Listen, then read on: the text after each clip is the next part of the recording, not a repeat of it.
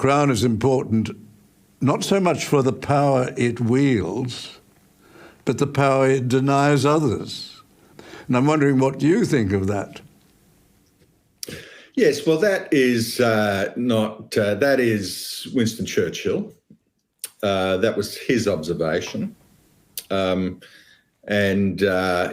was in quite a good position to make such an observation, having met with the Queen, I think, weekly during his period as Prime Minister. But I agree entirely. I think it is a very persuasive argument, and it fits very nicely with the libertarian principle of leaving people alone. And what, in effect, we have in the Crown is, and I'm inclined to say ancient institutions, certainly the monarchy is one of the most ancient.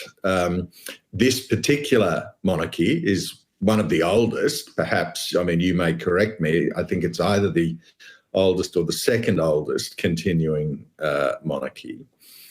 But, its job is, in effect, to do nothing, or I would say to do virtually nothing.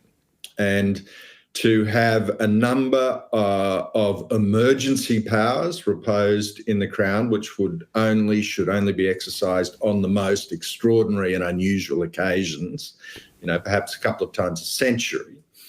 But even there, the Crown's intervention to remove a government is simply to bring forward a democratic election. So there's only a short interregnum between this rare, unusual safety valve mechanism of the monarchy and the restoration of democratic sovereignty in practice. So I will tell you that, you and I may differ on this matter of the current occupant of the Crown.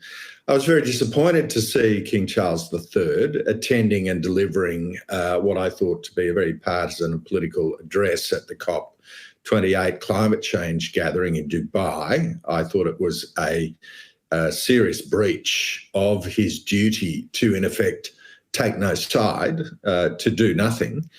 I have on my right, perhaps your left in the mirror of the camera, I'm not sure, the statuette of Marcus Aurelius, the Emperor of Rome, who says in the first chapter of his Meditations that he learnt not to take the side of the green or the blue in the chariot races and the gladiatorial combat, because he understood that part of his role as emperor was to stay above the fray, the minutiae of daily back and forward, to and fro, static controversy, the mere temporal.